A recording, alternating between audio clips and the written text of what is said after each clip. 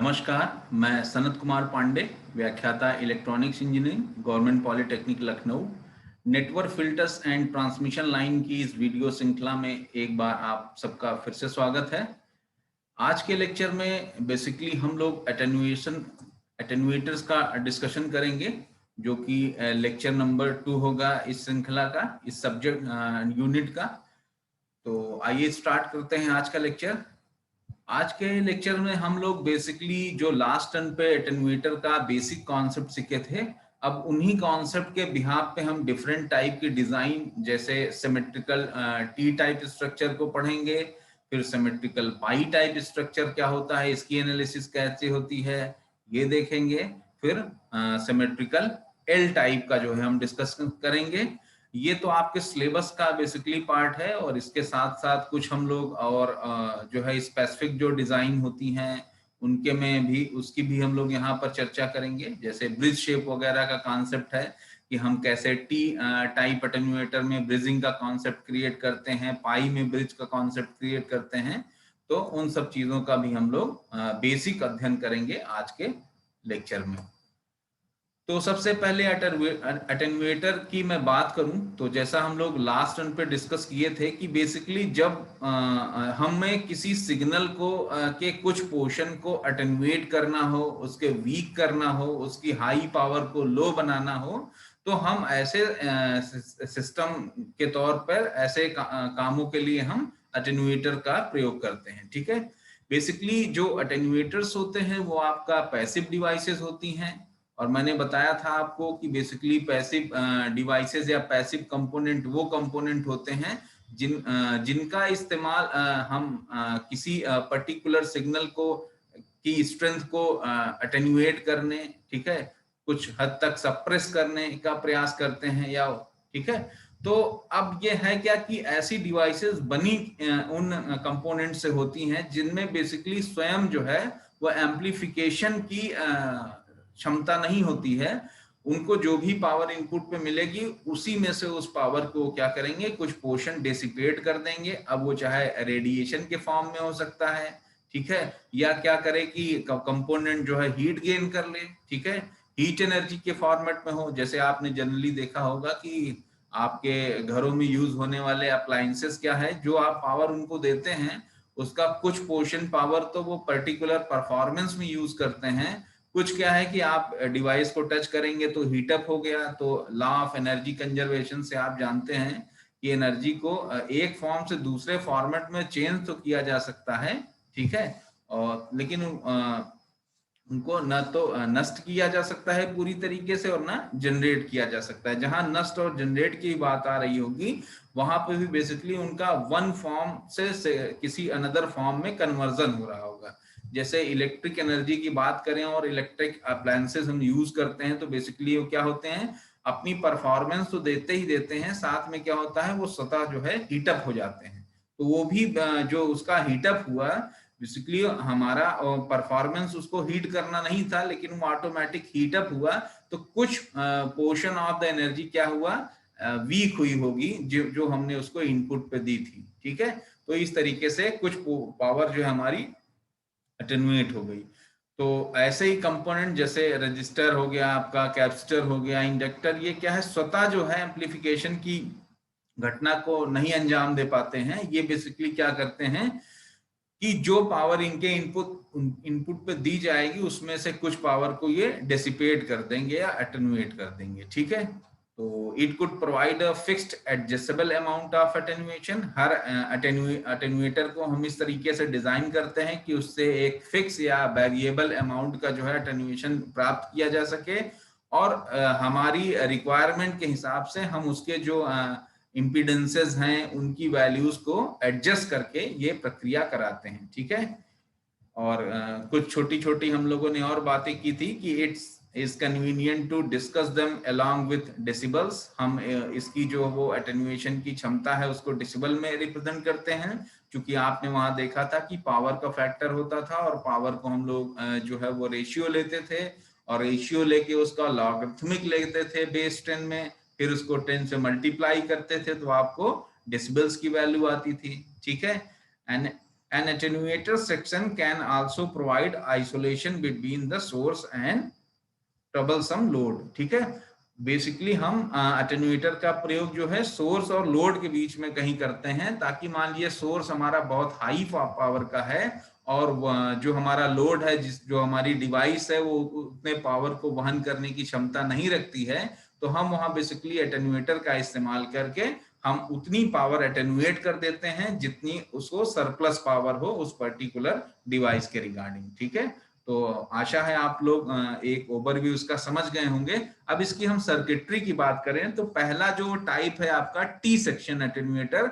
हम लोगों ने टू पोर्ट नेटवर्क में T type two port network पढ़ा था, वहां हमने देखा था कि कैसे डिफरेंट डिफरेंट पैरामीटर्स से हम इसकी एनालिसिस करते हैं।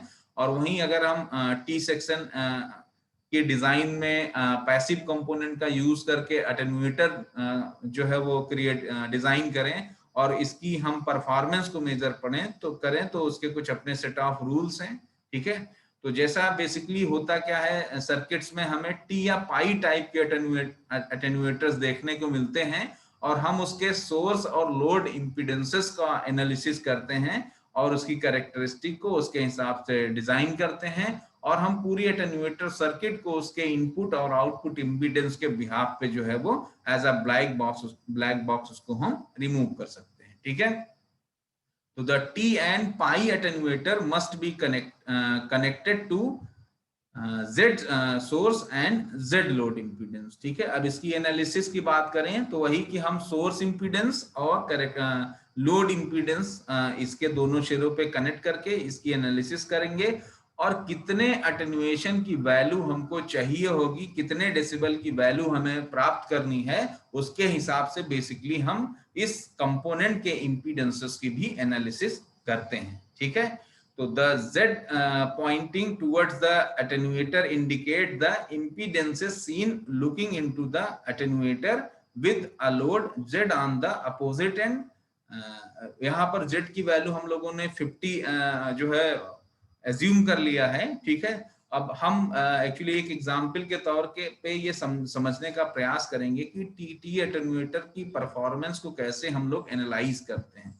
तो एक Z की वैल्यू हम लोगों ने 50 ओम रख ली और इसको हम लोड और जो है वो जो आपका सोर्स पोर्ट है उस पे जो है रख के इसको एनालाइज करेंगे।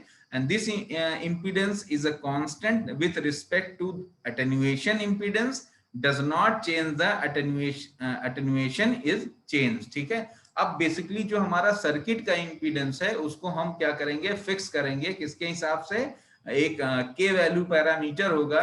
आइए देखते हैं क्या है के वैल्यू पैरामीटर। ठीक है, तो बेसिकली जब हम किसी टी सेक्शन की बात करते हैं तो टी सेक्शन में जैसा आप लोग डायग्राम में देख पा रहे हैं कि टी सेक्शन में दो आपके सीरीज रजिस्टर्स हैं, that is R1 and R2, और एक आपका शंट रजिस्टर है, सॉरी सीरीज में जो है आपके R1 रजिस्टर लगे हुए हैं और शंट में आपका R2 रजिस्टर लगा हुआ है।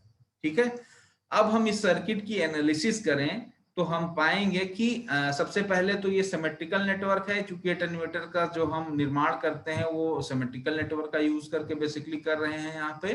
तो होगा क्या कि ये पूरा आपका जो सर्किट है आफ्टर द एनालिसिस हम पाएंगे कि ये बेसिकली क्या है, सिमेट्रिकल है। और सिमेट्रिकल आप डायग्राम देख के भी अंदाजा लगा सकते हैं कि सीरीज में जो अटेन्यूएटर है इंपीडेंस है इस अटेन्यूएटर में उनकी वैल्यू क्या है, R1 है, जो शंट में है R2 है।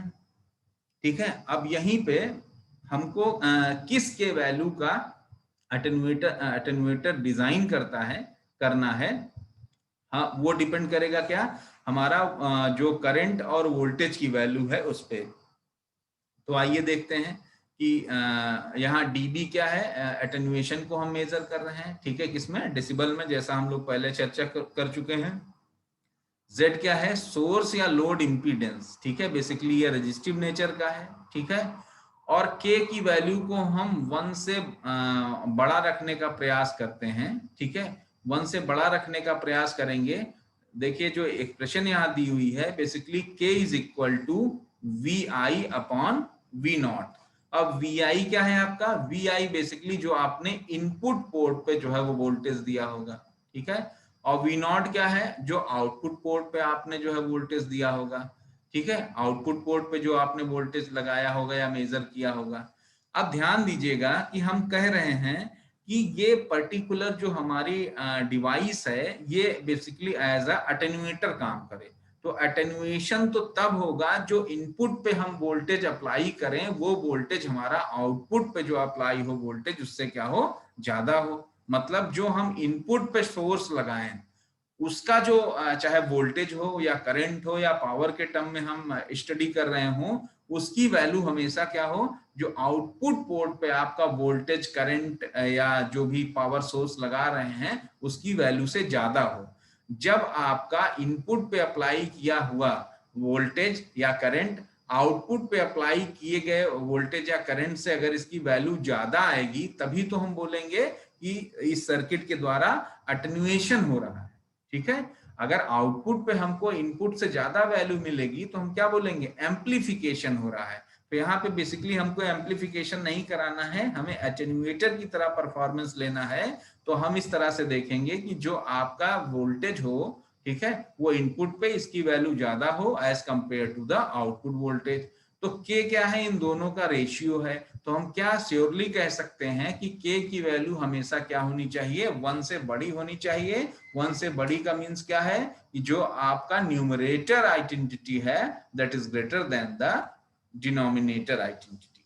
ठीक है, और इस तरीके से अगर हम इसको डीबी के फॉर्मेट में रिप्रेजेंट करें तो ये 10 जो है 10 के पावर डीबी बाई 20, और डीबी क्या है, वही वैल्यू जो आपको फाइंड करनी है कि इतने डीबी का हमारा अटेन्यूएटर होना चाहिए। ठीक है, अब के की वैल्यू अगर हमको पता है कि हमको कितना इनपुट और आउटपुट का जो रेशियो है सेट करना है किसी डिवाइस के लिए, ठीक है, तो उस के की वैल्यू के बिहाफ पे हम जो अटेन्यूएटर में रजिस्टिव लोड्स जो है कनेक्ट किए हैं, जैसे R1 हो गया और R2 हो गया, तो इस R1 और R2 की क्या पर्टिकुलर वैल्यू की रिक्वायरमेंट होगी, उसके लिए भी हमारे पास फार्मूला है। अगर इस सर्किट को हम एनालाइज करें, ठीक है, एनालाइज करें और इसके आउटपुट पोर्ट पे जेट कनेक्ट कर दें और इनपुट की तरफ से इसको एनालिसिस करें, ठीक है, या इस कंप्लीट सर्किट को एनालाइज करें, ठीक है, इनपुट और आउटपुट पे दोनों पे जेट कनेक्ट करके, तो हम देखेंगे कि R1 की वैल्यू आपको आएगी Z into K minus 1 upon के प्लस 1। ठीक है, बेसिकली ये वही सीरीज, और इसमें बेसिकली ये करंट मान लीजिए I1 एज्यूम कर लें और इसमें I2 एज्यूम कर लें और दोनों में KCL लगा दें या KVL लगा दें, तो आपको एक इक्वेशन मिलेगी। उससे हम दोनों इक्वेशन में, एक में R1 के फॉर्मेट में और एक में R2 के फॉर्मेट में हम वैल्यू प्राप्त करेंगे। तो हमको R1 की वैल्यू मिलेगी और R2 की वैल्यू मिलेगी, और R1 की वैल्यू जैसा आप देख पा रहे हैं Z into K minus 1 upon के प्लस 1 है। इसी तरह R2 की वैल्यू होगी आपका Z इंटू 2k अपॉन के स्क्वायर माइनस 1। तो आपने देखा कि कैसे जो हमें रिक्वायरमेंट थी हमारी बेसिकली कि हमें किस के वैल्यू का अटेन्यूएटर फाइंड करना है, ठीक है, कितने डेसिबल का अटेन्यूएटर फाइंड करना है, तो ये आपका इससे पता चल जाएगा। और जब आपको के वैल्यू पता चलेगी तो आप जेड की वैल्यू को फिक्स करके वैरी करा के, ठीक है, अगर के की वैल्यू आपको पता है कितने वैल्यू का हमको जो अटेन्यूएटर चाहिए, तो जेड की वैल्यू हम डिफरेंट सेलेक्ट करके हम किस चीज की, R1 की वैल्यू सिलेक्ट कर सकते हैं और R2 की वैल्यू फाइंड कर लेंगे। चूंकि R1 और R2 में हमारे पास 2 आइडेंटिटीज हैं, Z और K माइनस 1। अब K किस हिसाब से सेट हो जाएगा, कि आपको बताया जाएगा कि इतने डीबी का हमको अटेन्यूएटर चाहिए, तो उस हिसाब से आपके K की वैल्यू निकल आ जाएगी फर्स्ट वाले इस वाली एक्सप्रेशन से, और फिर आप Z की वैल्यू सिलेक्ट करके क्या फाइंड कर लेंगे, R1 और R2 की। तो इस एग्जाम्पल में बेसिकली हम लोगों ने एक टेबल ले रखा है आपके राइट हैंड पे, इसमें डिफरेंट रजिस्टर की वैल्यू जो है वो कैसे इसी फार्मूले से हम लोगों ने कैलकुलेट करी है और प्राप्त किया है कि अगर हमको 1 dB का एक अटेन्यूएटर डिजाइन करना है तो के की क्या वैल्यू होगी, और के की वैल्यू जब आप फाइंड कर लेंगे किस फार्मूले से, ये फार्मूला 10 पावर dB बाई 20, इसमें आप यहाँ वैल्यू 1 रखेंगे तो आप देखेंगे कि k की वैल्यू आपकी आ जाएगी 1.12, ठीक है, 1.12 आ जाएगी, और फिर आप जो है और एज्यूम कर लिए हैं कि Z की वैल्यू क्या है, एग्जाम्पल के तौर पर हमने 50 ले ली है, तो आप कैलकुलेट किसकी वैल्यू कर सकते हैं, R1 और R2 की। ठीक है, तो इस तरीके से डिफरेंट डिफरेंट डीबी वैल्यू पे यहाँ पर एग्जाम्पल में हमने different different R1 and R2 की वैल्यू कैलकुलेट कर ली, और हमें ये पता चल गया कि हमें किस जो है वो कितने डीबी का जो है वो एटेन्युएशन की जरूरत है, उसके हिसाब से हम R1 और R2 की वैल्यू फिक्स कर सकते हैं। हम यहाँ एक तरीके से और भी चल सकते हैं कि रिवर्स साइड से अगर अप्रोच करें कि हमें R1 और R2 की वैल्यू पता है, तो हम किसी पर्टिकुलर सर्किट का अटेन्युएशन फाइंड कर सकते हैं कि ये पर्टिकुलर अटेन्युएशन इस सर्किट का कितना है।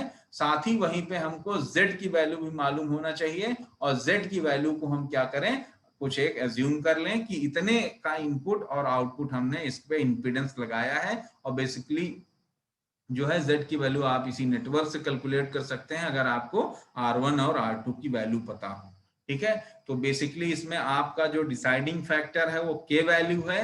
K वैल्यू के हिसाब से हम ये फाइंड आउट कर पाते हैं कि हमें कितने डीबी का जो है वो अटेन्युएशन चाहिए होता है, उसी हिसाब से हम K वैल्यू डिसाइड करते हैं, और डिफरेंट डिफरेंट जो हमारे सर्किट कंपोनेंट है उनकी वैल्यू को हम फाइंड आउट करते हैं। ठीक है, हमको आगे गुस्सा इस तरीके से आपने देखा बेसिकली कि पाई टी सेक्शन में जो है हम कैसे एनालिसिस करते हैं। अब इसी में हम लोग आगे बढ़ते हैं, तो कुछ स्टेप्स हैं कि हम कैसे जो है ये प्रक्रिया को जो अभी हम लोगों ने डिस्कस की उसको परफॉर्म करने के कुछ सेट ऑफ रूल्स हैं, तो आइए उसको एक बार देख लेते हैं। Step 2, analyse an attenuator. पहले क्या करते हैं, disconnecting the source and looking into the right at VI, we need to see a series parallel combination of R1, R2 and R1। ठीक है, पहला क्या हुआ, जो हमारा इनपुट सोर्स है यहाँ से हमने VI को हटाया, और हमने पाया कि जो हमारा ये वाला सिस्टम है ये आपस में क्या है, सीरीज में है। ठीक है, ठीक है, और एक पैरेलल कॉम्बिनेशन बना रहा है। ठीक है, and Z looking like an equivalent resistance of Zin, हम बेसिकली Zin कैलकुलेट कर सकते हैं। ठीक है, इस R1 R2 की वैल्यू से। फिर क्या है, the same as the source load impedance Z।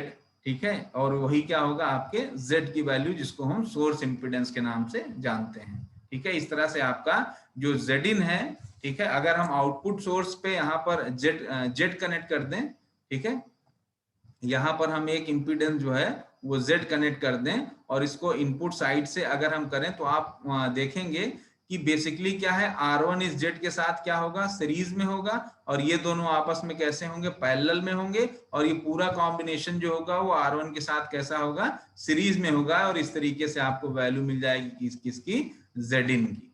ठीक है, सेम इसी तरीके से हम आउटपुट साइड से अगर इसकी एनालिसिस करें, तो आउटपुट साइड से कैसे करेंगे, उसका क्या नियम है, ये देखिए। ठीक है, replacing the source generator, disconnecting the load Z at V0, अब आउटपुट साइड पे हमने हटा दिया, and looking in the left should give us the same equation as above for the impedance at V0। ठीक है, क्योंकि सिमेट्रिकल नेटवर्क है, तो जो हमारा इनपुट पे Zn की वैल्यू मिल रही होगी वही हमको एज अ Z0 पे भी मिल जाएगी। ठीक है, और इस तरीके से हम टी सेक्शन का जो अगर एनालाइज करें, तो एक बार क्या करें, आउटपुट पोर्ट पे Z की वैल्यू कनेक्ट करके इधर से Zin कैलकुलेट कर लें, और एक बार अपोजिट साइड में जो है इस तरफ हम Z कैलकुलेट करके इधर से Zin Z आउट की वैल्यू कैलकुलेट कर लें। दोनों साइड से क्या होगा, आपका Z की वैल्यू जो है सेम मिलेगी। और अगर एग्जाम्पल के तौर पे हम जो है R1 इज इक्वल टू 20 और R2 इज इक्वल टू 30.1 ले लें, तो आपका जो Z की वैल्यू होगी वो 50 ओम आपको प्राप्त होगी। ठीक है, तो इस तरीके से आपने देखा कि कैसे हम लोग टी सेक्शन एटेन्युएटर की एनालिसिस करते हैं। अब आइए हम पाई सेक्शन एटेन्युएटर की अगर बात करें, तो पाई एटेन्युएटर में जैसे आप लोग डायग्राम में देख रहे हैं कि पाई एटेन्युएटर में क्या है कि सेम वही आपका एक पाई स्ट्रक्चर होगा, और सीरीज में आपका R3 लगा होगा रजिस्टर, और शंट में आपके 2 रजिस्टर होंगे जिसकी वैल्यू आपने R4 ले रखी है। सेम एनालिसिस का कॉन्सेप्ट यहाँ पे भी लगेगा। एक बार आप जो है इसको Z यहाँ पर Z कनेक्ट करेंगे। ठीक है, और जेड कनेक्ट करने के बाद इनपुट साइड से इसकी एनालिसिस करिए, और फिर जो है एक बार यहाँ पर जेड कनेक्ट करिए और इसकी आउटपुट साइड से एनालिसिस करिए। तो आपको क्या होगा, बेसिकली चूंकि ये सिमेट्रिकल नेटवर्क है इसलिए जेड इन और जेड आउट आपको सेम मिलेगा। और इस तरीके से आपको अगर R1 R2 सॉरी R3 और R4 की वैल्यू पता होगी पाई नेटवर्क के लिए, तो आप Z की वैल्यू कैलकुलेट कर लेंगे। अब यहीं पे हम रिवर्स एनालिसिस करें कि हमको एक अटेन्यूएटर डिजाइन करना है किस के वैल्यू का, कि इसमें दी गई जो है इस सीरीज में से किसी भी के वैल्यू एक सिलेक्ट कर लीजिए। उससे आपका क्या आ जाएगा, यहां से हमें डीवी की डिफरेंट डिफरेंट वैल्यूज दी गई हैं टेबल में। अब हमें बताया जाएगा कि इतने डीवी का हमको एक एटेन्यूएटर डिजाइन करना है। यहाँ पे उस डीवी की वैल्यू रखिए इस फार्मूले में, आपको किस चीज की वैल्यू मिल जाएगी, के की वैल्यू मिल जाएगी। या तो आपको रेशियो पता हो वी आई और वी आउट का, उससे भी आपको जो है क्या पता चल जाएगा, के वैल्यू पता चल जाएगी। और के वैल्यू और अगर आप जेड वैल्यू एक अज्यूम कर लें तो आपको R3 और R4 की वैल्यू पता चल जाएगी। R3 is equal to Z into K square minus 1/2k, और R4 की वैल्यू आपका होगा Z into K plus 1/k minus 1। तो इस तरीके से किसी नेटवर्क के लिए आप जो है वो के वैल्यू के हिसाब से जितनी आपकी रिक्वायरमेंट हो एटेन्युएशन की, उस हिसाब से एक पर्टिकुलर पाई स्ट्रक्चर, पाई सेक्शन एटेन्युएटर डिजाइन कर सकते हैं और उसकी एनालिसिस कर सकते हैं। और जब आपको के की वैल्यू पता हो तो आप जो है Z3 Z4 की वैल्यू फाइंड कर सकते हैं, या Z3 Z4 आपको दिया हो तो वहां से आप लोग Z की वैल्यू फाइंड कर लें।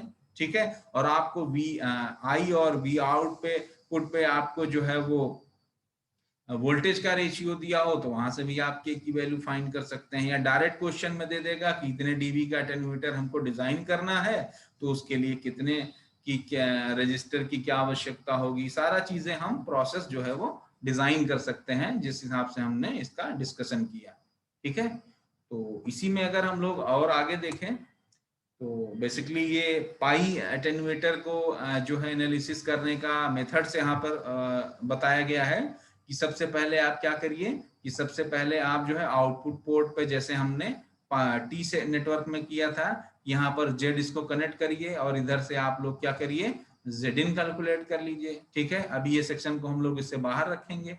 फिर क्या करिए कि अब जब आपको जेड इन मिल गया तो यहाँ पर सेम आप फिर यहाँ पर जेड कनेक्ट कर दीजिए। ठीक है, और फिर आप लोग यहाँ से क्या करिए, जेड आउट की वैल्यू कैलकुलेट कर लिए और Z in is equal to Z out मिलेगा। क्यों?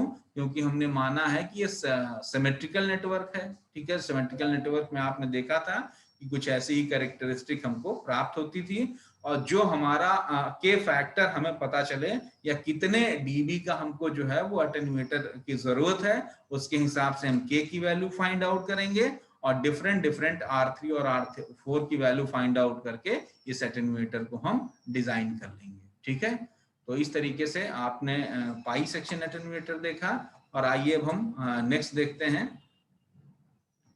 जो है वो एल सेक्शन एटेन्यूएटर। तो एल सेक्शन एटेन्यूएटर की अगर मैं बात करूं तो जैसा कि आप जानते हैं कि एल सेक्शन का जो एटेन्यूएटर है बेसिकली एल शेप में होगा, और एल शेप में जनरली क्या होता है कि दो रजिस्टर्स आपके होते हैं जिसको हम लोगों ने यहाँ नाम दिया है R5 एंड R6 इस डायग्राम में। तो R5 और R6 की वैल्यू हमको फाइंड आउट करनी है, तो उसके लिए हमारे पास मेथड है कि हमें के की वैल्यू फाइंड करनी होगी, और के की वैल्यू फाइंड करनी है तो हम किसके बिहाफ पे फाइंड करेंगे कि कितने डीबी का एटेन्यूएटर हमको डिजाइन करना है।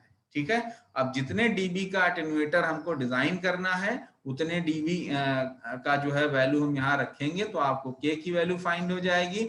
और आप यहाँ Z की वैल्यू एज्यूम कर सकते हैं, या Z की वैल्यू Z इन और Z आउट के कॉन्सेप्ट से कैलकुलेट कर सकते हैं। कब? जब आपको दिया गया हो कि जो है R3 और R4 की वैल्यू क्या है आपके सर्किट में। ठीक है, R5 और R6 की, तब वहां से भी आप जो है वो जेड की वैल्यू कैलकुलेट कर सकते हैं। और इस केस में जो है आप के की वैल्यू ना भी दिया रहे तो आप वहां से फाइंड आउट कर लेंगे इस दिए गए रजिस्टर के हिसाब से।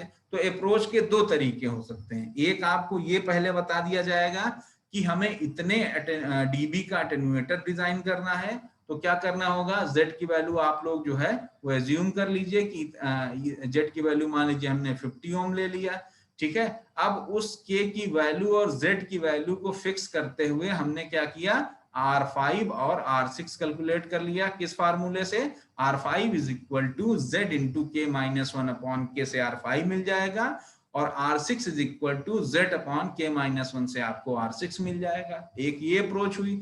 दूसरी अप्रोच, अगर आपके पास पहले से R5 और R6 कनेक्टेड है उस सर्किट में, आपको फाइंड करना है कि इस पर्टिकुलर जो हमारा अटेन्यूएटर है उसके अटेन्यूएशन की वैल्यू dB में क्या है, तो हम वहां से भी फाइंड कर सकते हैं। R5 R6 है तो आप लोग Z का फाइंड कर लीजिए, Z इनपुट और Z आउटपुट इंपीडेंस, वहां से आप लोग K की वैल्यू फाइंड कर सकते हैं, ठीक है। अगर आपको R5 पता है, Z पता है, तो आप K फाइंड कर सकते हैं, ठीक है।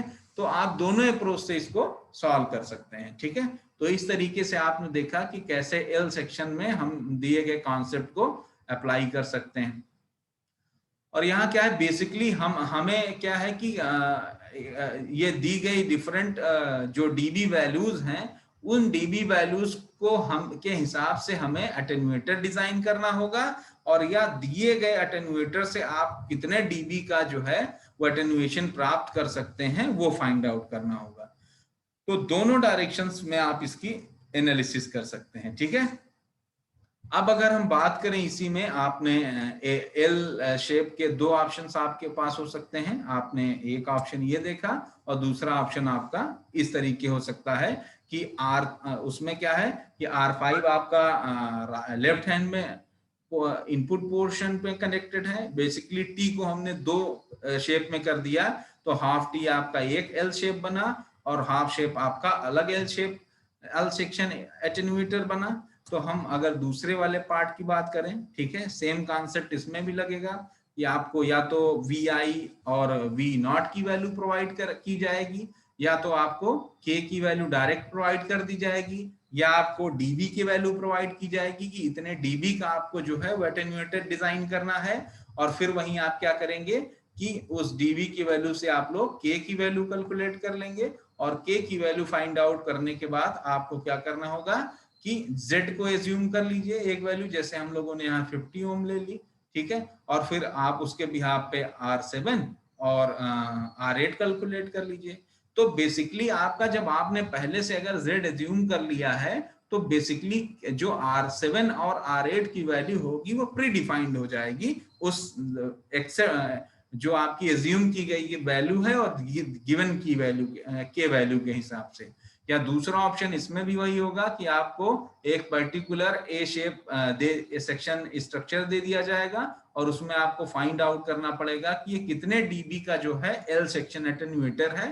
तो सेम कॉन्सेप्ट यहाँ भी वही लगाना है कि अगर आपको R7 और R8 दिया हुआ है और आप उसका Z इनपुट और Z आउटपुट पोर्ट, एक बार यहाँ पर इसको Z कनेक्ट करके Z इन इधर से कैलकुलेट करिए, और एक बार जो है यहाँ पर Z कैलकुलेट कनेक्ट करके आप लोग जो है वो Z आउट कैलकुलेट करिए, और दोनों आपस में क्या होंगी, बराबर होंगी, तभी ये symmetrical L section symmetrical network होगा, ठीक है। और है कि इसमें क्या जो है कि फिर वहां से आप लोग जो है बेसिकली वो Z की वैल्यू आप फाइंड हो गई, R7 की वैल्यू फाइंड हो गई, तो आप K की वैल्यू फाइंड कर सकते हैं। आप अगर आपको R8 पता है और Z पता है तब भी आप K फाइंड कर सकते हैं।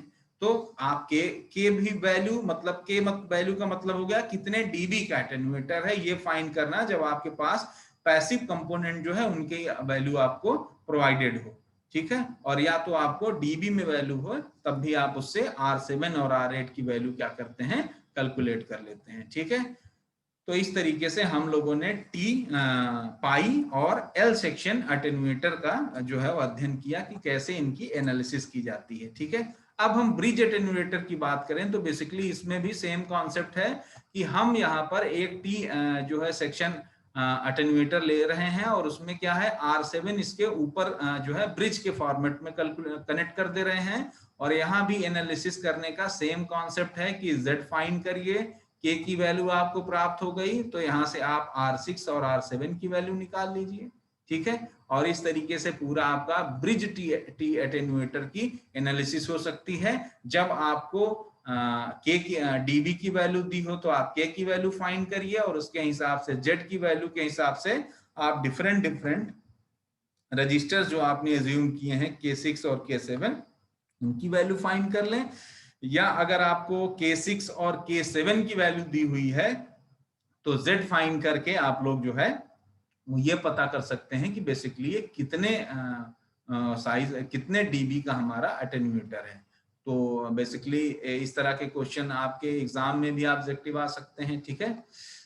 फिर यहीं पे अगर हम इसमें कुछ और अटेन्यूएटर्स की बात करें तो हमने देखा है कि अटेन्यूएटर्स को हम आपस में कैस्केड भी कर सकते हैं, मतलब एक पर्टिकुलर यूनिट हमारे पास है और हमको बड़े अटेन्यूएशन की चाहिए जो है वो अटेन्यूएटर, तो हम इनको आपस में क्या करेंगे, कैस्केड मतलब आपस में कनेक्ट कर सकते हैं, ठीक है, सीरीज के फॉर्मेट में, और हम इस तरह से अपने टोटल अटेन्यूएशन की वैल्यू को बढ़ा भी सकते हैं, ठीक है।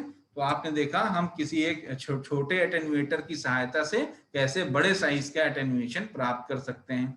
ये बेसिकली स्विच्ड अटेन्यूएटर हैं, इनकी वैल्यू को हम वैरी करा के एक वेरिएबल अटेन्यूएशन का कॉन्सेप्ट क्रिएट कर सकते हैं कि डिफरेंट इन स्विचेस को हम चेंज करके अपने अटेन्यूएटर की अटेन्यूएशन की वैल्यू को हम एडजस्ट भी कर सकते हैं अकॉर्डिंग टू द आवर डिजायरमेंट, ठीक है। जितने भी अटेन्यूएशन की हमको वैल्यू की जरूरत है हम यहाँ पर डिफरेंट कीज को मूव करा के हम पर्टिकुलर अटेन्यूएशन भी प्राप्त कर सकते हैं, ठीक है।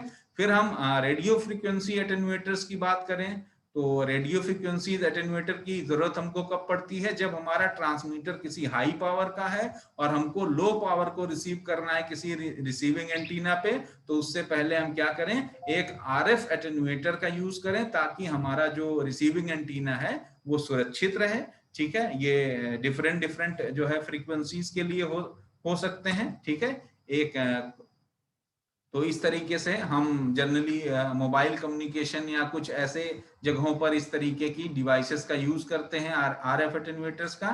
फिर आपका कोएक्सियल टी अटेन्यूएटर है, बेसिकली ये सब ऐसे अटेन्यूएटर हैं जिनमें हम क्या करते हैं, इस रजिस्टिव डिस्क को शिफ्ट कराकर अटेन्यूएशन की वैल्यू को हम जो है चेंज कर सकते हैं, ठीक है। तो ये आपके पास रजिस्टिव डिस्क है जो आपका मूवेबल है और इस मेटेलिक कंडक्टर के अंदर इसको आप मूव करा के कोएक्सियल टी अटेन्यूएटर के द्वारा बेसिकली हम रेडियो फ्रीक्वेंसीज को सेलेक्ट करते हैं। और coaxial T section attenuator consist of resistive load and resistive disc, जैसा कि डायग्राम में दिखाया गया है, और this construction is usable to a few gigahertz, ठीक है। तो हम लोग इसकी सहायता से गीगाहर्ट्ज तक की फ्रीक्वेंसीज को जो है वो अटेन्यूएट कराने में सक्षम हो पाते हैं। गीगाहर्ट्ज पे बेसिकली हम वर्क कर सकते हैं, ठीक है, कुछ गीगाहर्ट्ज तक। तो आज के लेक्चर्स में हम लोगों ने कुछ बेसिक कॉन्सेप्ट देखे आपके अटेन्यूएटर से रिलेटेड। बहुत सारे अटेन्यूएटर्स हम लोगों ने पढ़े, जैसे टी अटेन्यूएटर देखा, पाई अटेन्यूएटर देखा, एल सेक्शन अटेन्यूएटर देखा, फिर वहीं पर आपने कुछ आरएफ अटेन्यूएटर क्या होते हैं उनके बारे में भी देखा, ठीक है। कोएक्सियल टी अटेन्यूएटर क्या होता है देखा, के पैरामीटर क्या होता है वो देखा, जो कि ऑब्जेक्टिव पॉइंट ऑफ व्यू से पूछ सकता है किसी पर्टिकुलर अटेन्यूएटर के लिए के की वैल्यू क्या हो सकती है। तो आज के लेक्चर में हम लोग यहीं तक रखते हैं, आगे आने वाले लेक्चर्स में हम कुछ और नए कॉन्सेप्ट को सीखेंगे। Thank you.